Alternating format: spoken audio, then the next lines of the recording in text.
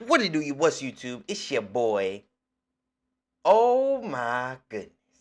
For those of you who know, and for those of you who don't, I actually have another YouTube channel over there called El Schmitty. But today we are on Mid Financialist. This is the first episode, the first video, the first everything of Mid Financialist. Now, what I had planned for this video or with this channel, we'll get into it in another day. But for today, we have a very interesting video, a very interesting topic that just grasped, engaged my need to make this channel right now, and that is Andre Jick. I'm hoping I pronounced your name right, homie, because I've been subbed to you for a minute. I like your videos, your content, banger. You had a podcast where you was with Graham Stephan, and you talked about how you just take Graham Stephan's videos and then copy them and then edit them a little bit better, and that's how you be popping. Well, me, I'm gonna just take your videos that are already edited better than his videos and just react to your videos and do my same Schmitty stuff, do my same Schmitty shit. Anyways, without further ado, this is the End of White America, and this is a black man's take on that by 2041. End of White America. I don't know what this is about, but let's get into it.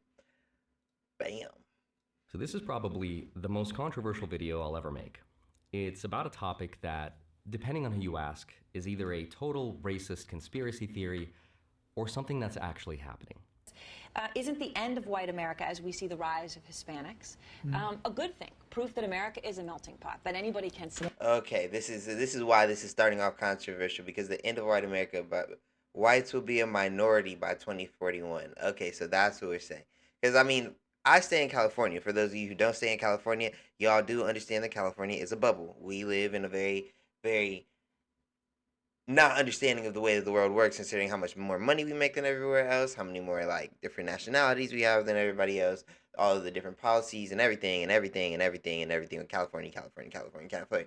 But yeah, over here there is definitely a lot of just not white people. I feel like I don't see white people mostly. I just see a lot of different people. But like depending on like the neighborhood I'm in, depends. Like it's not even just like a black neighborhood or white neighborhood no more. It's like all kinds of different things that I don't even know, so I can't even tell you, because otherwise I might sound prejudiced by calling them like, you know what I'm saying, Pakistani, like I don't know. They're from Middle East. They're from Asia. They're from these places. I don't know. Seed here, no matter the color of your skin or your religion. But when I say they're from here, let it be known that they are actually from America. I will say they are from America. A lot of times, some of them, maybe most of them, I don't know. However many, some of them are from America. They just look that way Or whatever. because of ethnicity. What is going to hold us together when we don't have a common religion, we don't have common beliefs about right and wrong and morality as we used to? We are at war over whether or not equality means equality of rights or equality of reward. Now, there's a lot of names for Huh? What was that white man on? He kind of led that, like when we don't have where do we start when we don't have an equal religion or all share the same religion? When have we? it. Something That's we a call it CNN the ass nigga if end I of ever seen white him. America, or the replacement theory, which is the idea that white populations in Western nations are being replaced on purpose through immigration, low birth rates, and corporate policies. And white Americans will soon be a minority, and that's great. Whites will not be the majority. I mean, it's an exciting transformation of the country. I don't even really like reading these tickers, because when you start reading these tickers, like all I do is I look on the side and I see CNN or Fox or whatever, and I'm like, all right, bet. Because it's like the ticker doesn't even actually tell you a story. They be so calculated with those, It's bro. an exciting evolution. They put in like and 3 times the work that I progress put of in our on my country. thumbnails We on are their going tickers. to be a white minority very, very soon. I'm okay with that. America is going to look very different. Shout out Mark Cuban. Mark Cuban's always okay with that. Mark Cuban's always with the shit. Shout out Mark Cuban, man. In 100 years. You're not going to be able to tell you're black, you're white, you're Hispanic, you're Puerto Rican, whatever. It's going to be very complex. For the first time in American history, the number of white people went down. Oh, wow. I let a joke with this before, but not white people. Population is declining for the Let's talk first about time in obesity rate. history in America. White people will not be the majority in the country. Okay, first thing to point out, I got dog hair. I shot it right, or got dog hair. But first thing to point out, I will say, I think anybody else might be noticing this too, is in a CNN, every video, everybody who's talking about this, every like way we're looking at this right now, kinda has looked like a liberal standpoint, right? Just to like call it obvious, a spade. We saw CNN, MSNBC, right? That's what we're seeing. anymore. This will be the first generation ever in American history. Like, why is this what white people? in Why is this which what the liberal whites side is will talking be about? a minority. And you might have seen videos from far-right media, or maybe you've seen a few viral videos on TikTok about how a lot of countries used to be a certain way, and Bro, it's spamming graphs. I cannot understand these graphs. That's why we're here. That's part of the mid-financialist. Is to me watch this because I can kind of break this down and then give it to y'all in like a digestible, you know. Not saying y'all are stupid or nothing, just saying like, you know. now they've completely changed over time. And that has led people to, in some cases, wake up in their own country where the laws that are meant to protect them are now putting them in prison over just speaking up about them. Arguably, the best example of this is, of course, the UK, where saying something offensive on the internet can get you in jail. You went on to say that you did not want your money Jail for 20 going to months? immigrants who, quote, rape our kids and get... Wait. What is this man's hair? No, there's no way we're gonna just let that slide. That's the thumbnail. Okay, come back to this later. That's the thumbnail. There's no, oh no, bro, because I gotta make my thumbnails a little bit different, but I need that clip, bro. What is this guy's haircut? You mean to tell me you guys locked up somebody for 20 months for stirring up racial hatred? In the UK, they locked up somebody for 20 months for stirring up racial hatred. But we're not going to arrest this white man for the hairline, afro, low top. He got a tail in the back of that, I think. Like monstrosity he got going on with his head. Somebody tell me, is this a cultural thing? Does he have a wig on? Is this like the George Washington shit? 'Cause there's no way his hair is like that, bro. Who lined him up? End quote. Although you said that you had no intention of carrying out any act of violence, there can be no doubt that you were inciting others to do so. Otherwise, why post the comment? And that's made people worry that if we don't talk about this now, if we don't do anything about it, the U.S. will find itself in the same situation. And it's coming so fast, within 5 or 10 years, Did it it is Tommy going to be way out of Tuberville? control. We have a prime example of this. Europe. Europe is gone. And Europe is they'll gone. have to fight in the streets to get it back. And that's coming. So today, I really want to look at this as objectively as I can, because when you take away the anger and the headlines, I think there's a very real explanation for it. And the reason I wanted to make this video is not just to prove to you that this is in fact happening, but it's also to ask a bigger question. Why is this happening? And what does it mean when the identity of a country changes? And why are some people Because this isn't upset? the first time the identity of the country has changed, right? I mean, this is the first time that we've ever thought about having white people being a minority, because white people have always, they're still the majority, but like, you know, I feel like the mind of the white man has changed before. You know what I'm saying? For the North versus the South, the mind of the white man has changed before, so this isn't the first time I feel like in the country. While the leaders celebrated. And the wave still continues. It's not going to stop, nor should we want it to stop. So let's take a look at the data and what it actually shows, the emotional reactions people are having, the incentives behind it, and at the end of this What's video, the emotional I'll share my own reaction? story as an Maybe it's immigrant because I'm a and black my man, I don't have family's an emotional experience. reaction. So with that said, let's get into it. Hi, my name is Andre Jick. Hope you're doing well. Come for the finance and stay for immigration. He always says now, it for you. Let me first sort of 'Cause he knows his explain name is a how little we got different, here, so he because we always have to says go it. back to one law What that up, Jick? changed everything.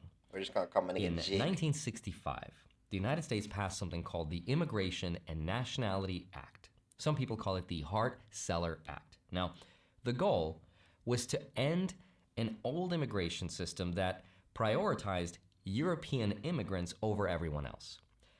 Before 1965, the US used quotas that favored immigrants from countries like the UK and Germany, Italy, and it limited immigration from Asia, Africa, and parts of Latin America. Really?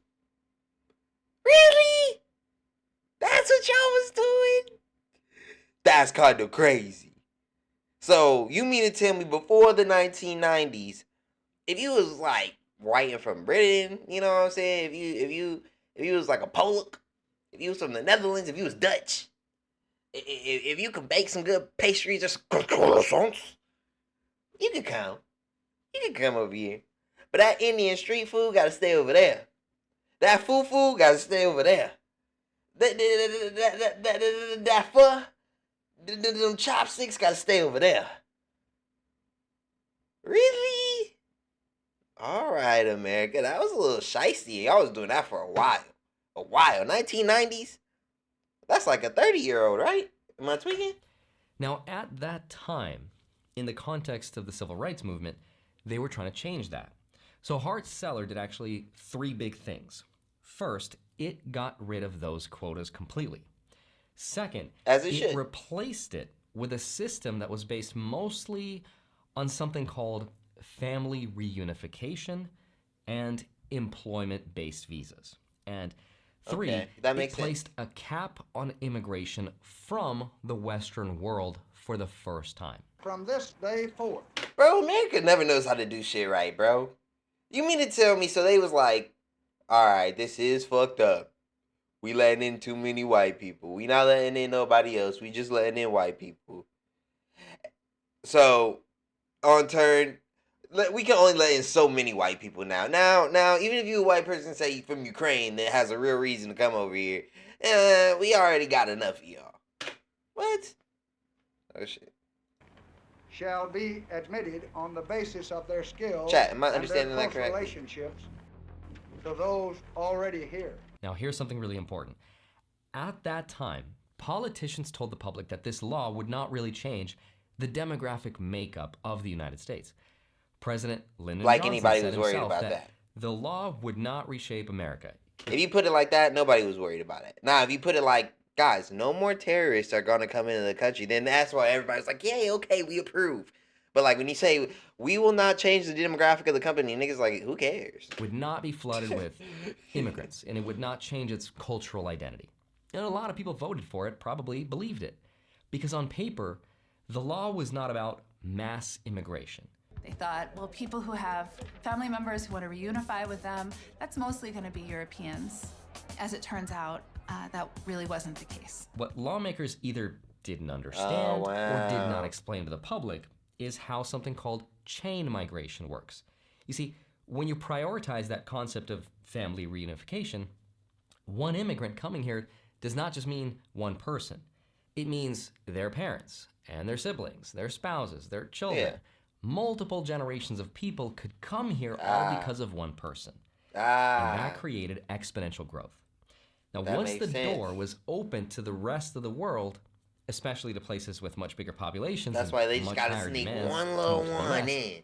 They just gotta everything sneak one changed. little one in. Now, it wasn't immediate, didn't happen overnight, but over decades and decades, it completely changed the flow of immigration into the U.S. Because before 1960, Okay, I get we're locked in, but like, can we just take a moment to understand, like, y'all are gonna subscribe and listen to this man so much more than me because look at that pointless ass light he has back there. Like, y'all don't see it, but like, this light right here that I'm covering up, pointless ass light, bro. Nobody's seeing that. Back to the video. the majority of immigrants My came shit from Europe. playing back here. I'm gonna get a After better set. 1965, Don't worry, my set will be immigrants popping. came mostly from Latin America, Asia, the Middle East, and Africa. So when people argue about whether demographic change was planned or accidental, the truth is, at the very least, it was underestimated. Whether that was intentional or not is up for debate, but once it started, it became politically and economically impossible to reverse. And this is how the country has changed.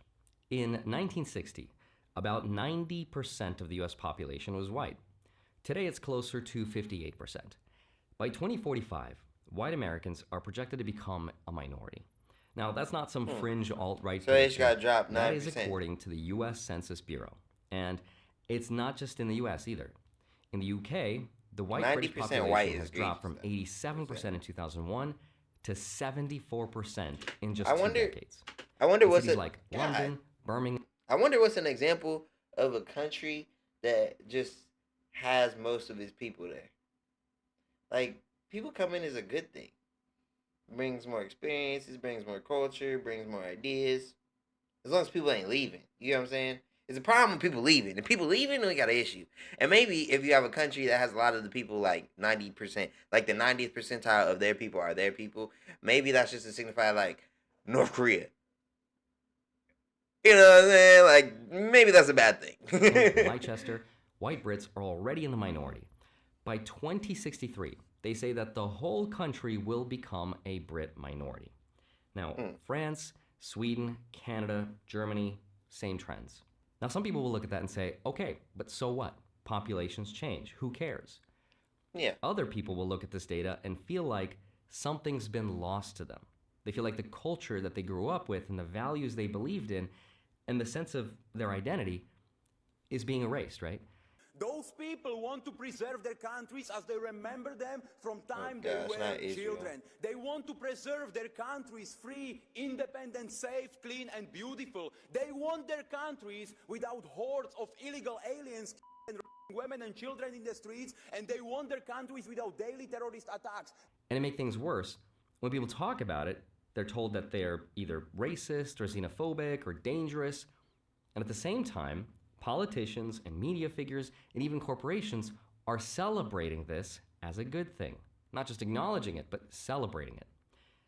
And that creates this really weird tension because people say that if this was the natural way of things, if diversity is meant to happen organically over time, and this is inevitable, well, then that's fine. Yeah. But why is it being pushed on purpose? Why are people being punished for talking about it? Because if this was just about diversity, hey, y'all and can helping punch me all you refugees and want. immigrants, Hey, yo, but we'd like, expect to nah, see a for real, balanced like, conversation. comment and get mad at me. We don't see that. I dare you. You have to At least force you listening. behaviors. And if you don't force behaviors, whether it's gender or race or just any way you want to say the composition of your team, you're going to be impacted. To make things worse, people argue that for some reason, you don't see diversity initiatives going in the other direction into non-white majority countries. You don't see governments encouraging white immigration into, say, Japan or China, Saudi Arabia or Nigeria. And if they did, those populations just wouldn't accept it. But in the West, resisting it is considered hateful. And when people speak out in places like the UK, they might even be arrested. What? That British guy was arrested for holding a shotgun and posting it in Florida? What? So he's in Florida with a shotgun, a place that he can hold a shotgun. Posted it on his social media, went back, and y'all niggas arrested him? Oh, hell nah. My people cannot survive. Literally, for saying things online. And that's why people feel upset. Because if you take their ability to speak and you change their environment faster than they can adapt. Okay, I see what he's saying. To me, he's saying like a lot of people would be upset about this. And this is facts because just the other day we was talking about how this is a whole conversation for another video, but Australia banned social media for kids below 16.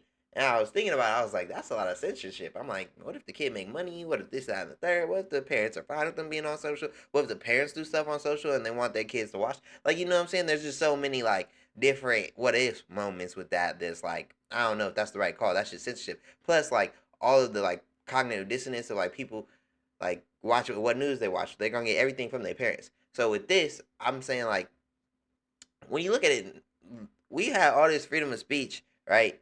Freedom of speech, but we've had all of this, and online, eventually, like, what you say online is going to have to actually affect stuff in the real world, because you can't say stuff in the real world and then, like there's things you can say in the real world or can't say in the real world, but then you can turn around and say them online, and then, like, it'll be alright. But eventually, I see what people are saying, where it's like you gotta have to censor some things, but we even lived in a world where censorship is frowned upon. So I don't know. To it. I don't know. This is It feels tricky. like This an is like, it invasion. seems like another And case. That's what's led this Seems like the Declaration of Independence wasn't ready for this one. conversation devolving into conspiracy. So the next question is, okay, then what is the real reason why this is happening? Well, it turns out there is a bigger reason, and it has a lot to do with, you guessed it, money, economics. Why? Because one of the most powerful forces behind him. I'm sorry, Jake, but you mean to tell me by you just going to another room and coming to this room, like, it was just that much more engaging? It really was. It really was. But, like, why? Like, do I just believe that he just hit the pavement and did some real research because he left the room? Immigration is an idea called demographics. And when you understand how demographics work, you start to see the bigger picture of why all of this is happening and why some people believe it's necessary, at least economically speaking. So let's start with a very basic idea. Economic growth depends on people. More people means more workers, more consumers, people that buy stuff, more taxpayers, more innovation, more overall productivity. But there's a problem. Across the whole developed world right now, population growth is collapsing. The global fertility rate in the Israel is fucking 1960s going crazy. was over 5 children per woman. Today Where's it's below America? 2.1, which is what economists call Damn, America's the pretty high. replacement level. And that is the case in almost every developed country. These are not just low numbers. They are demographically disastrous to an economy. People are just not having enough kids. And when less people are born, you eventually have what? Less workers. That means less There's so many people reasons why people aren't paying having into kids the though. So like, system. why aren't people having kids? This just makes a rabbit hole into a rabbit hole. Why aren't people having kids? Everywhere? Like, I get people not having kids in America, but when people aren't having kids everywhere? Like, what the fuck?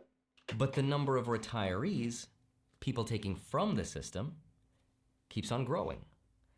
Why? Because people are living longer thanks to advancements in medicine and technology and all those things. And that leads to things like underfunded pensions, slower economic growth, rising debt, right? So how do we fix that problem? Well, it's actually very easy. A country has to make more money than it spends. That's it. Grow the Pretty simple. Pretty simple. economy faster than people can take from it. But if you can't do that, which it seems like for now we can't, and if you can't or won't incentivize people to have more children, then you have to import.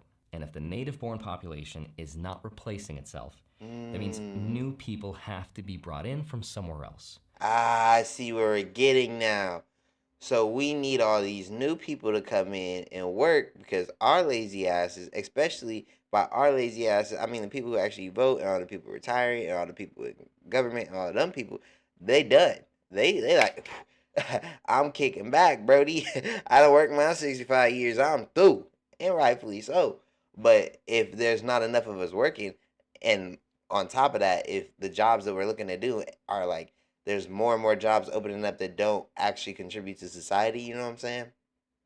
Like me, like an influencer, like an actor, like something like that. You know, more people are doing this. There's like not less and less people are picking up the trash and, you know, going and doing this type of stuff. Not saying that there aren't people to do that. Of course, there will be, but that's why they need to get people to come do it. Okay then, but why? Right? Like, who does that benefit? And there's a very good explanation really for that. benefit? But whether or not you will benefit from immigration depends on where you are in life. Here's why. Immigrants increase demand for housing, right? More for goods and services. They keep real estate markets strong. And maybe even more importantly, they help wealthy people get more wealthy. People who already hold assets. If you own property, for example, rental prices go up, makes you richer. You have a lot of people have housing that because we have such a strong time and such a strong market, their houses are very valuable. It's a big part of their net worth, their house. I don't want to knock those numbers down. If you own stocks, consumer spending goes up, makes you richer. If you collect taxes, your base just got bigger. If you have any wealth at all, whether you know it or not, you are indirectly benefiting economically from immigration. Now, if you're in power and you're a political leader, you have even more incentive to import. Oh, Lordy, no. Not the political people having more incentive to do shit. We can't control a damn thing that they do, bro. And you mean to tell me they want more control over more control? Oh, no. Because it can help you get the votes. It helps you stay in power. An unrelenting stream of immigration. Non-stop. Non-stop. So in that sense, immigration sort of has become the economic replacement theory. It's a strategy to replace lost growth with new people. But this strategy obviously leaves out a lot, right? It's very one-sided, and it raises a really hard question to answer, which is, what happens to the people who are used to living a certain way, who live in the real world, whose neighborhoods and schools have changed, and for people who might not own any assets at all. What happens to the cultural tension of a whole country when the strategy is to bring in people faster? I'll tell you what happens. The DoorDashers annoy the shit out of you. That's what fucking happens. If you work in food service, you know. Them DoorDashers, that's what happens. Period. The people can absorb them. What you get is very much what we're seeing right now in a lot of the world. And so then the question is, well, what good is a GDP if your country slowly becomes an LLC? A business that is in service not to its people, but to its profits. And that's where the conversation gets way harder, because it becomes less about the price and more. Yeah, LLC, limited liability company, meaning that LLC only cares about the LLC. LLC only cares about that. If my LLC fails, I mean, that's my LLC, bro. Like, yeah, I have to pay it out through my LLC, but the LLC could go bankrupt. Not me. I'm fine. All of my assets over here, me, America, we fine. But y'all, the one putting money in, y'all, the ones living here, well, deal with it. More about the I gotta make my common bread. values. And here's what I mean. Oh, that is a problem. Economists can say, well, immigration helps the economy because growth goes. But it's a 2041 problem, I will say. Let's point that out. Like, I get it. We like to plan for things early, but 2041, I mean, that's a man in our way. I'll have me some assets by 2041. We not gonna be mid financialists in 2041. What that system does not account for is the cost of immigration for the people of that country, which explains where we are today, which is very divided and very angry.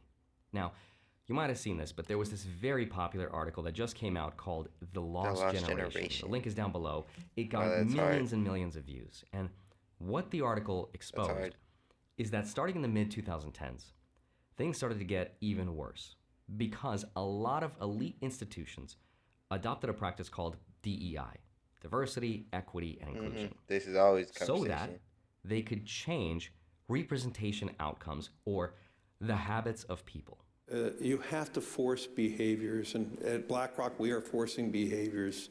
Now, these policies didn't have exact quotas, which would be illegal, but DEI used certain hiring priorities, special programs, and metrics that were designed to create a very specific outcome.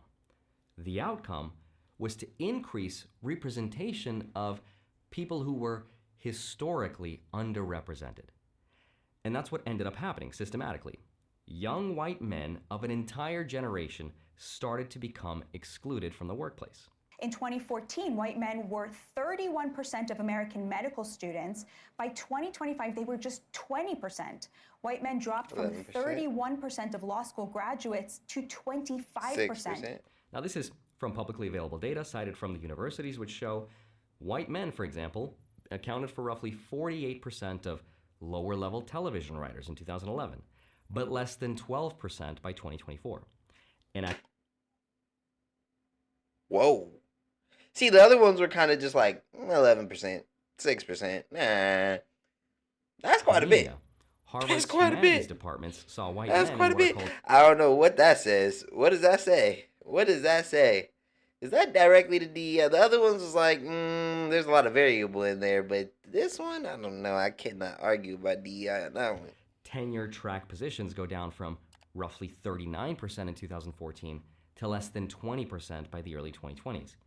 At some universities like Brown and University of California, newly hired tenure positions in certain departments were overwhelmingly non-white and non-male. And these numbers show a very fast change in who got access to elite and institutional positions.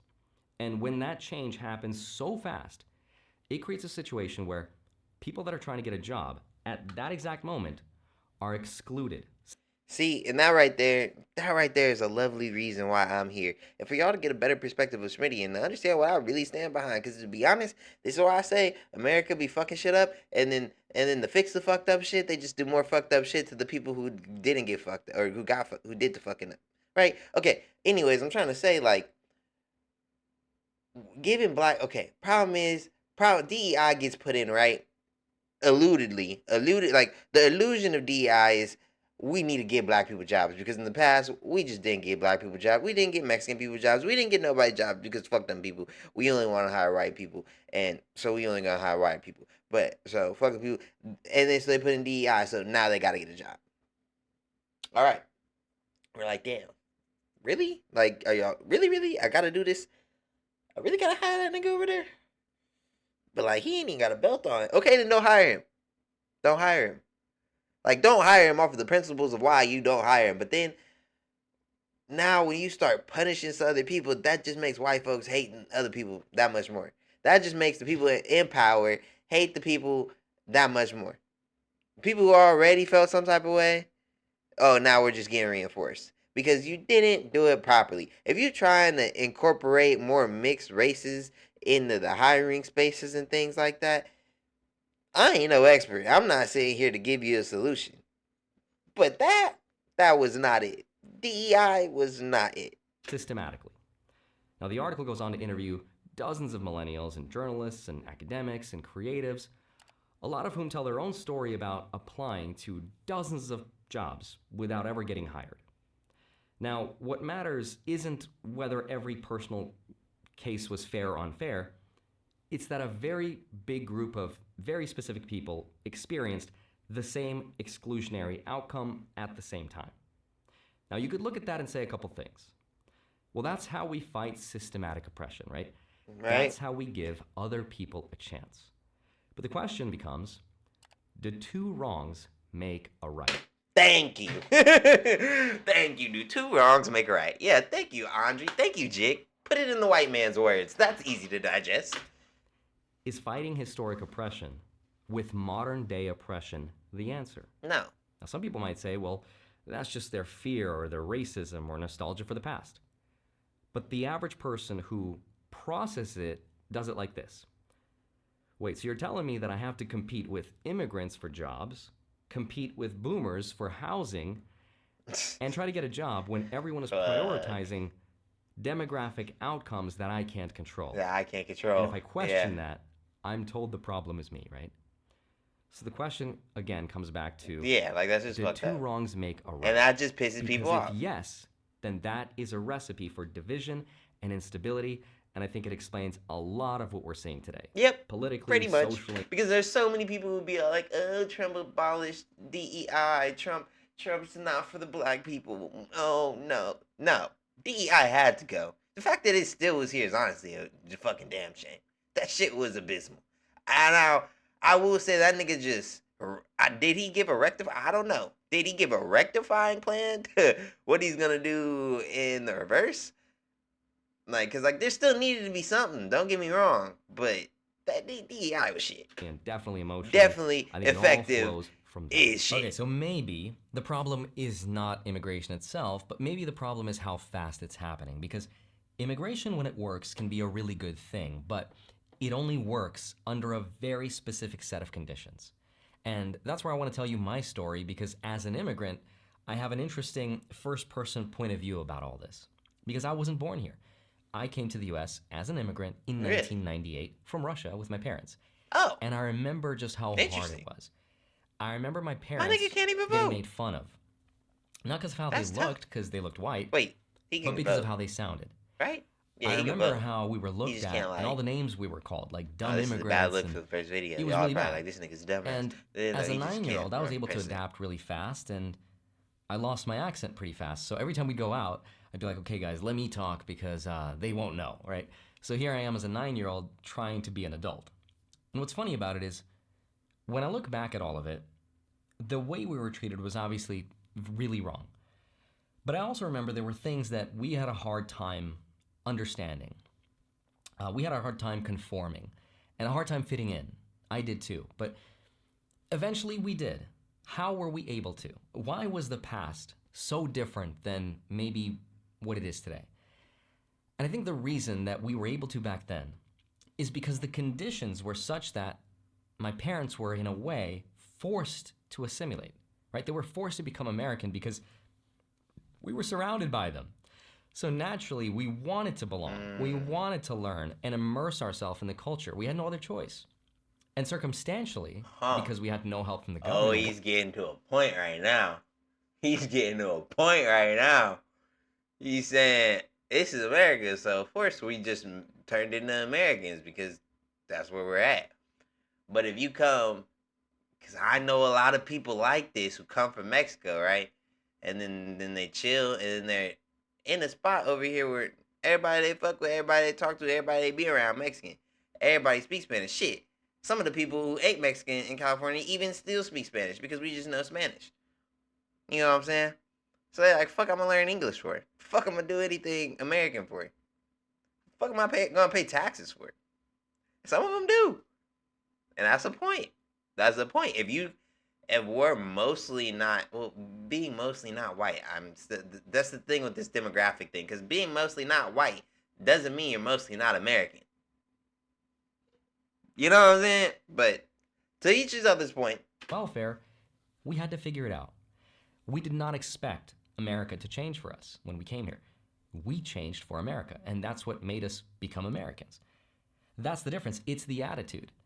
And arguably, it's the attitudes that seem to have changed. The attitude a lot of time is the difference. Because when immigration becomes less about joining a country and more about changing it to look like the place where you come from, that's when people feel like it's not immigration. It's an invasion, right? It feels forced on you.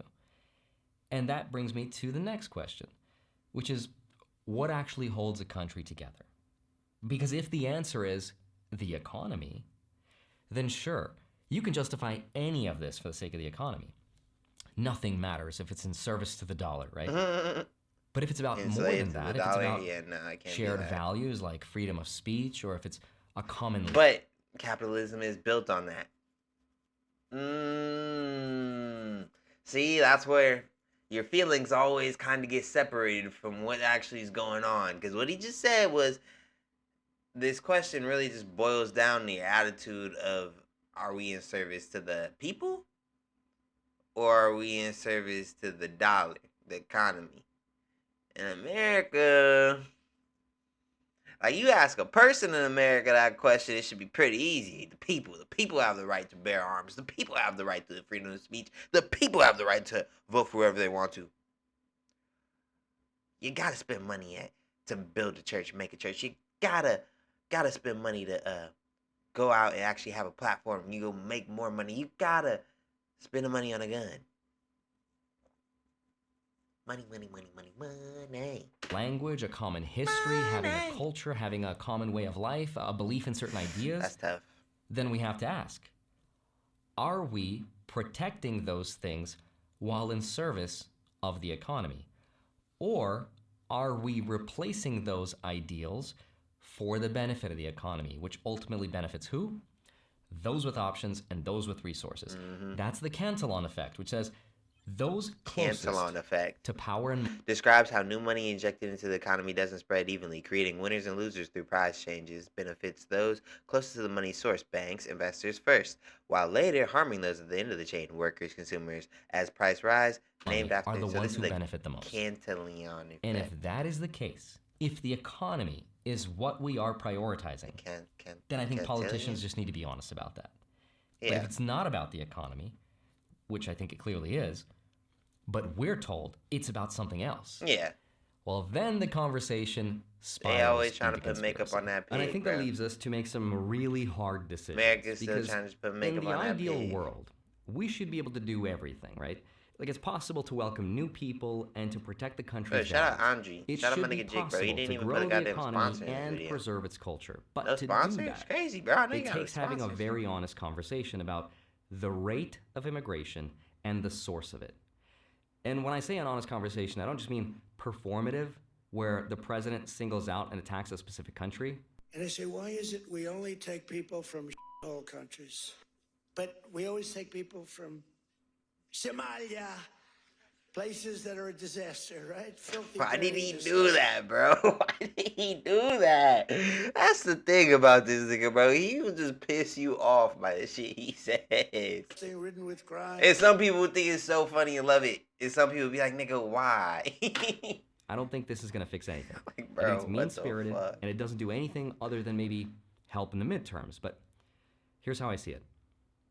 If the rate of immigration continues at this pace, then it becomes a lot harder for immigrants to assimilate to U.S. values because there's less need to. Like my parents, when they moved here, one of the first things they did as immigrants is find a community of like-minded people because you want to belong. And that's what we did. But because the conditions were such that they were forced to learn, we were able to become Americans. But if an entire zip code or a whole city was full of Russians, we would probably never change because we wouldn't Good thing have he's to. Russian. That doesn't make anyone bad people. That's just the reality of human nature.